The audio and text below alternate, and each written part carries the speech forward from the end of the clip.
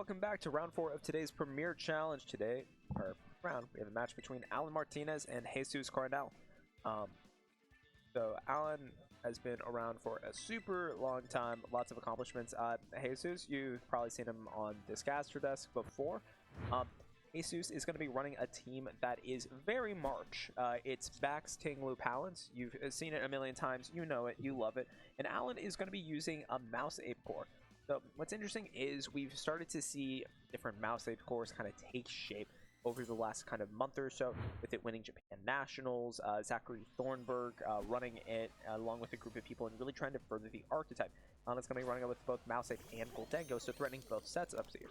We see Allan opting in for the Mouse Gold Goldengo setup here, as we see the standard Palafin Flutter main lead from Jesus' end of things.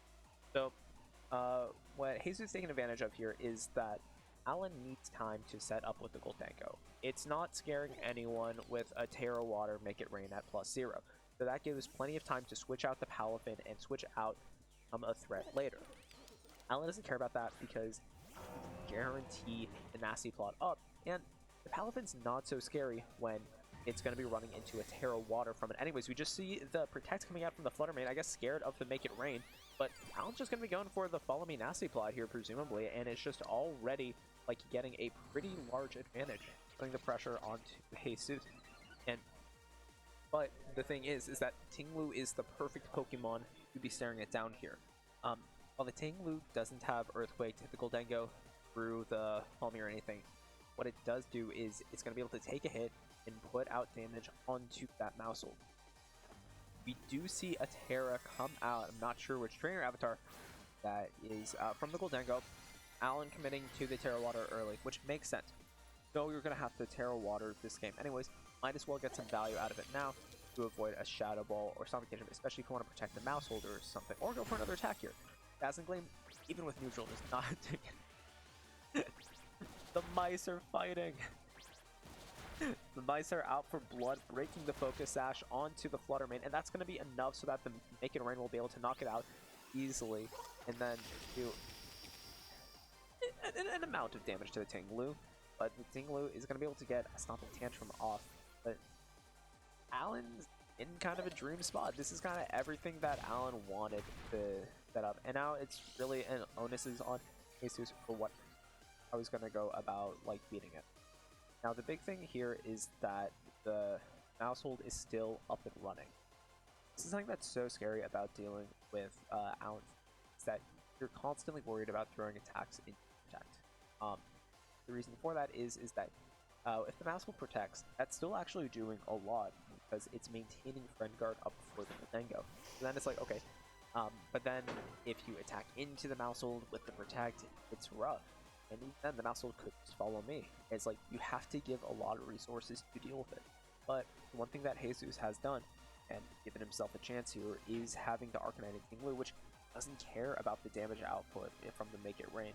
Saying, okay, you can click Make It Rain, that's fine. I know that your other attacking move is Thunderbolt, that's not going to be doing anything either. The Mousehold is going to be going for Protect, trying to cover for the double up. Into that, we see the Flare Blitz, that's going to be a whiff, doing absolutely no damage, as Allan is going to be able to get another hit off with this Goldengo. Actually, another nasty plot. It's reloading. It's saying, I'm going to get a +3 Make It Rain off, and then a +2 Make It Rain off, but the Sand Tomb comes out. That's great option coverage coming out from Jesus, and that's going to basically be nullifying the leftovers. Now, Goldengo's on a little bit of a timer.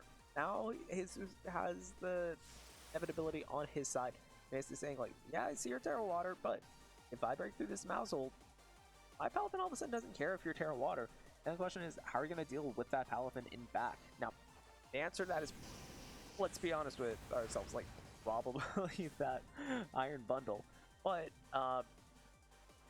it might be enough to, like, give yourself a fighting chance here, especially if there's no Iron Bundle in back. We do see the Make It Rain come out. That's going to be enough to knock out the Tinglu. That's going to do a million to the Arcanine. This is hard. Gosh, and then we do see the Paladin come out, and any Pokemon is going to enable you to make the 2v4. It's probably going to be the Palafin, but the word "but" comes in of just all Allan really needs here is to have that Iron Bundle in back, and this game is essentially over. Now, the Arcanine here does have extreme speed, right? You are threatening to speed, make it rain, or wave crash into the Goldengo, but then there's a question of what if the Mousehold just protects? What if, like, the Goldengo is able to live with the combination of Run cards there? See the committing of the Terra Water on the Paladin, because if Jesus is going to make this comeback, it's going to be on Paladin's broad shoulders. See that he lined up the attacks into the Goldengo. The Mousehold didn't protect. Allan going for the follow me instead. It's going to say it's a bit confused. After this, if you don't know, Extreme Speed and Follow Me are both +2 priority moves. So because the Arcanine is faster than the Mousehold, the Arcanine Extreme Speed goes off before the redirection happens. So that Extreme Speed did a little bit of chip damage, but it needed to knock out the Mousehold. And it's such a tough read to make because if Allan did protect there, then you might need the Extreme Speed to be able to get the knockout on the Goldengo, right? Like Extreme Speed Terra Water Make It Rain might be, or not Make It Rain, Terra Water Wave Crash might be enough to knock out that Goldengo. But if it doesn't protect, right, and goes for that follow me, then you need to Extreme Speed that to make it so that then the Wave Crash is strong enough to deal with it. And that's one thing that these Mouse Ape teams are so good at doing, is applying max pressure with these Protect Mind games.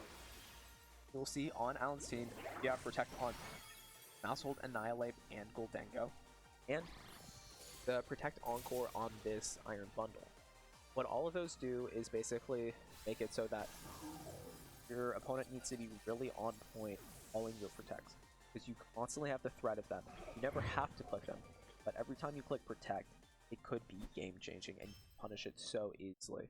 And what we see there, I think, is Allan didn't need to really go for it this game, but the threat of Protect did so much for him. And like Jesus whiffed a lot of attacks because he kept trying to beat a Protect. That's the thing, right? Like, Jesus knows he needs to get something right in order to have a chance in this game, and he's trying to call the Protects, and Allan feels comfortable with the setup. Now, the reason for that is because while you're setting up this path and everything, the Iron Bundle is going to constantly be back and is going to just be a menace. And the thing is, if Jesus is throwing away the Fluttermane early, isn't bringing the back Excalibur, it's not bringing anything that's able to deal with that Iron Bundle in back. So Allan knows, like, just get okay value out of the rest of his team. As long as he's got the Iron Bundle in back, Vax isn't there, he's going to win the game. I mean, this is something that we saw way back in March and April when we were still kind of like dealing with the idea of balance. And what came to form is that Iron Bundle was the first real balance. And we see why, right? The Amoonguss isn't going to like any attacks into it, the Paladin is going to like any attacks into it, and while this Iron Bundle does not have Hydro Pump crucially, so the Arcanine does technically wall it, it's not going to be doing a lot back. That Flare Blitz isn't going to be doing very much damage. So it becomes like you need to be able to address the Iron Bundle somehow, some way. That's the thing, right? Like, what Allan's team does is, okay, you need to bring something to counter the Iron Bundle, but also you're going to need to counter the Mousehold Goldengo setup, but also you're going to need to counter the Mousehold Annihilate setup.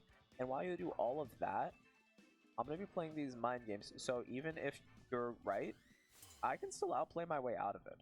And it's just like, so many options that you need to cover that it is inherently impossible to cover all of them.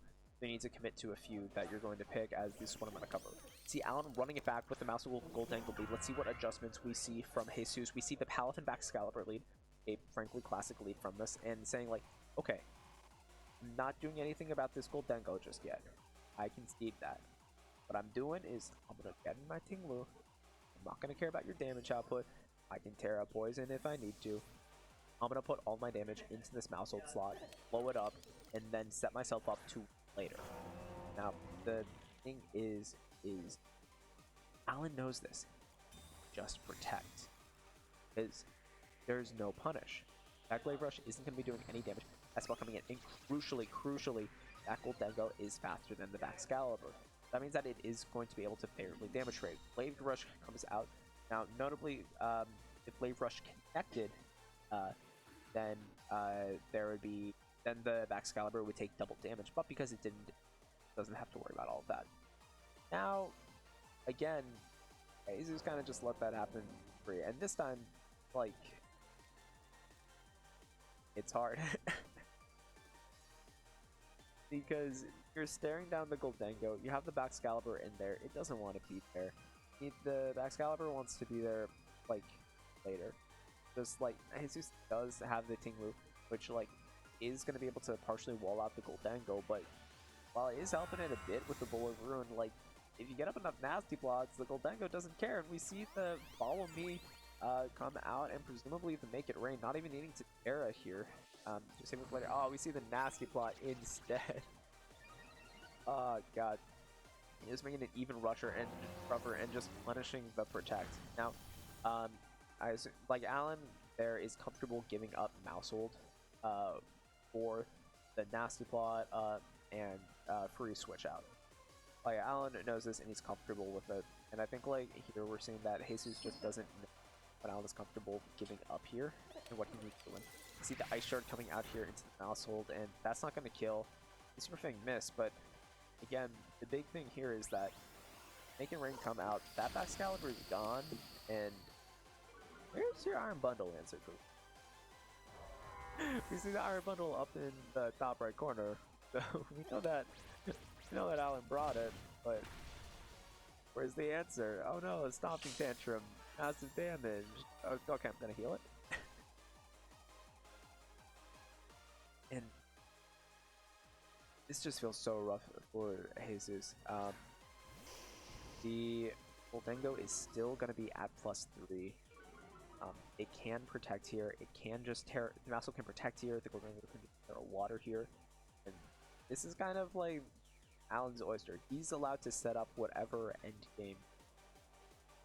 And Jesus basically needs to call what Allan is here. And I think the reason it's been such a uphill battle is that I think Jesus hasn't been able to understand like what Allan is trying to set up here, and with that, like, gonna need to like in order to get back in this game, get one turn right of just like unbridled. I'm gonna call a protect. I'm gonna call a Terra. I'm gonna just like absolutely unequivocally punish it to have a chance. See the raw Mousehold switch out, preserving it for later. Annihilate coming in. So any damage that was going to come into that Mousehold slot is null and void. Arcanine is going to go for a protect, keeping it around for a little bit longer, not having to even make it rain. And Allan's just going to go for a protect himself. Well playing it. You're attacking into a Mousehold? Okay, now I have a +2 Annihilate, but I don't care. Grenation coming out of the Goldengo? No, not doing anything. Okay, cool. Now I have an Annihilate here. And yes, the Arcanine does have Flare Whip. Yes, it does have Will-O-Wisp. Goldengo still has the Terra Water button, and it's still not clear to me how you're going to be going around, getting around that. Because yes, you can get past the Goldengo here. You throw enough resources at it, even if it's not very effective. Health and everything will get past it. You're not getting past the bundle though, and really like Jesus needs to something drastic. Get rid of the Goldengo without minimal resources as possible, so he is able to just like sack a Pokemon to just get rid of Iron Bundle, or at least like preserve the team too, so that the Freeze Drive maybe isn't doing so much that power for it. You see the Terra Water from Allan finally coming out. Now is the time. You have 2 super effective hits coming down. You're at +5. You can do a lot of damage. Will-O-Wisp onto the Annihilate. Allan doesn't care.